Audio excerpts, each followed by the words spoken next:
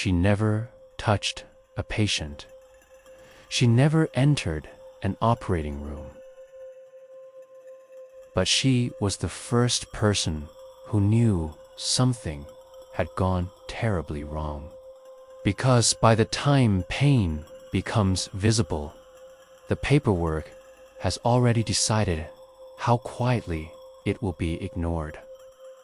She worked behind a desk most people never think about, approving forms that moved lives forward without anyone asking how. Her job was to translate suffering into codes that made sense to systems, not people. This isn't a story about doctors or lawsuits. It's about the damage that gets approved before anyone calls it harm. Mara Ellison arrived at the hospital every morning before the elevators filled, carrying coffee that cooled untouched while she logged into systems most people never thought about. Her desk faced a window that looked onto the loading dock, where deliveries came and went without ceremony, and she liked it that way because it matched the rhythm of her work. She processed approvals, denials, revisions, and resubmissions, translating human suffering into numbers that had to make sense to insurance software. No one ever asked how it felt, because the assumption was that paperwork had no feelings, and neither did the people who handled it. Mara had learned early that being efficient made you invisible. When things moved smoothly, supervisors nodded and passed by, and when something broke, everyone looked in her direction with impatience rather than curiosity. She didn't mind the quiet at first, because quiet meant stability. And stability meant she could pay rent on time and call her mother every Sunday without worrying about emergencies. But over the years, the quiet changed texture, becoming heavier, like air before a storm that never arrived. The case file came through on an ordinary Tuesday, buried among dozens of routine submissions. It was a long hospital stay, complicated procedures, extended monitoring. Nothing unusual on the surface, except for a pattern of revisions that kept reappearing under different codes. Mara noticed because she always noticed. The same procedure seemed to be approved, adjusted, approved again, then partially reversed, as if the system couldn't decide what it had witnessed. She flagged it for review, expecting a standard clarification. But the response came back vague, citing internal corrections without explanation. That should have been the end of it, but something in her resisted the ease of that conclusion. Over the next few days, the file returned again and again, never escalating, never resolving, quietly cycling through the system like a thought no one wanted to finish.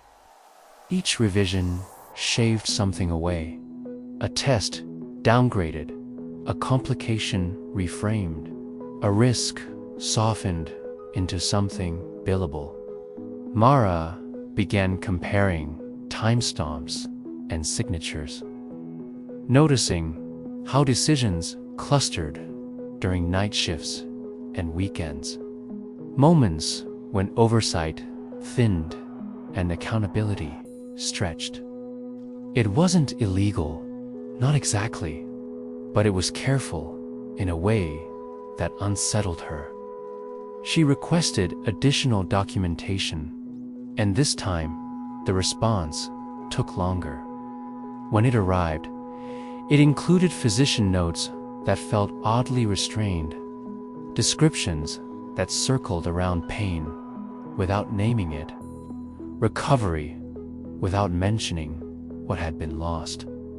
Mara leaned back in her chair and stared at the ceiling tiles, feeling a familiar pressure behind her eyes. She had seen errors before, but this wasn't clumsy or rushed.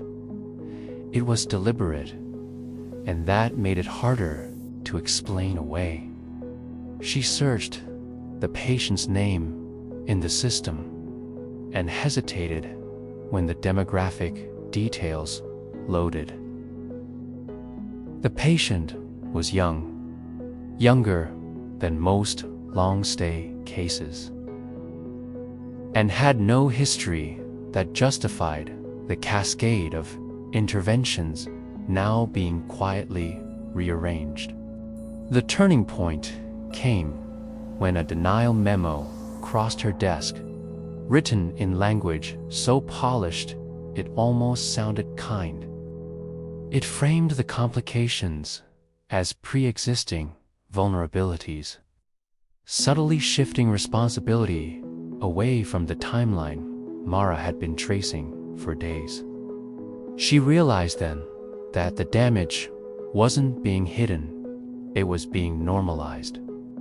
What had happened was already accepted internally as an unfortunate outcome rather than a preventable harm. Mara closed the file and felt something settle in her chest. Not panic, but clarity. She understood that by the time paperwork reached her, the harm had already been lived through by someone else, and the system was simply deciding how quietly it could move on. She did something small and risky, forwarding the case to a secondary review channel that rarely led anywhere but existed for legal completeness. She didn't add commentary, only attached her comparison notes and waited.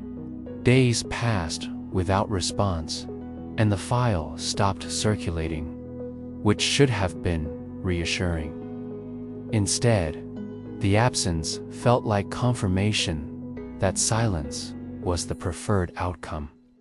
Mara began thinking about the patient beyond the data, imagining the hospital room. The interruptions, the slow recalibration of hope that followed every cautious update.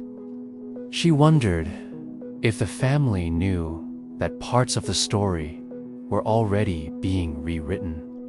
When the secondary review finally replied, it asked for clarification rather than dismissal. And that small opening felt heavier than any confrontation. Mara spent hours assembling timelines, aligning codes with clinical language, letting the facts speak without accusation. The review triggered a quiet chain reaction. Departments asked questions they hadn't asked before. Meetings were scheduled that included people who usually stayed above such details, and the file was temporarily frozen. Mara never attended those meetings.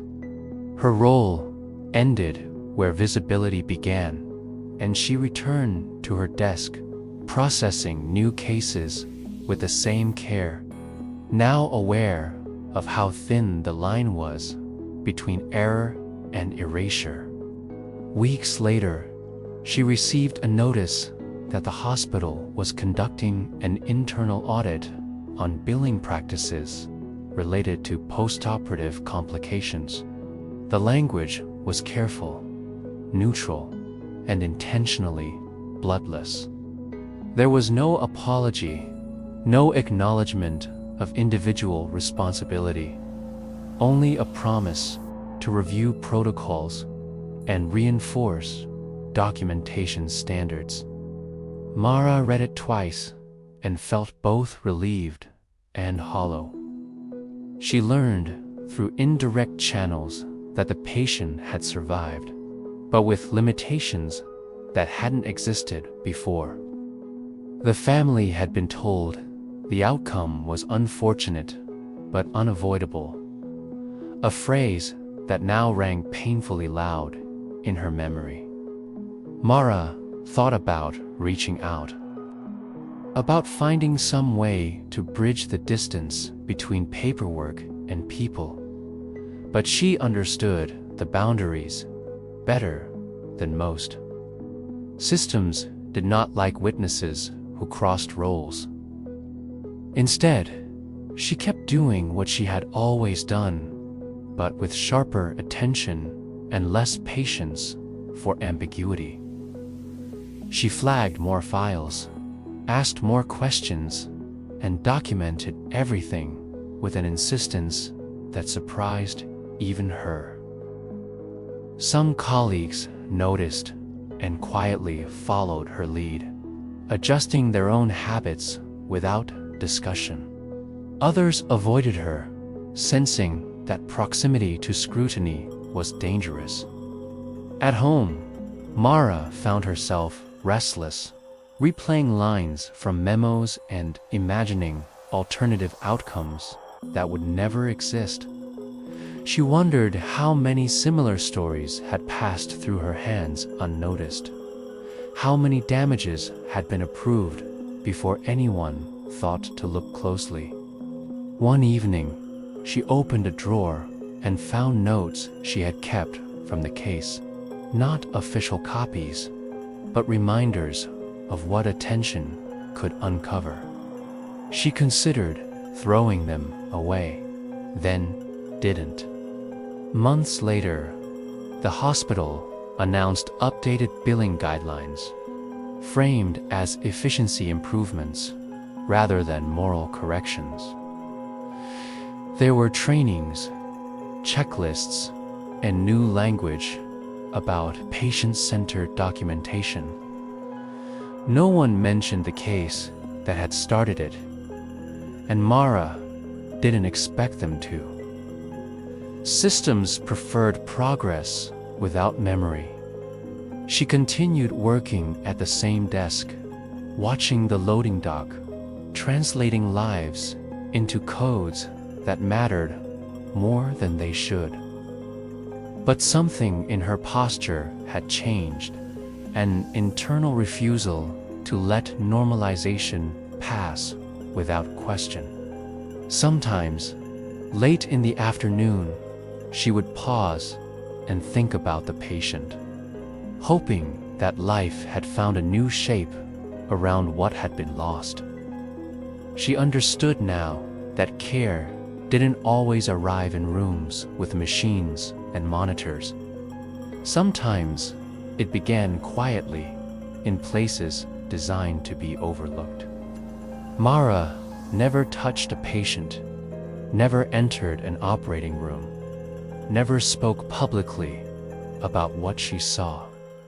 But she knew, with a certainty that stayed with her, that damage often appeared first in the paperwork, long before it was named out loud.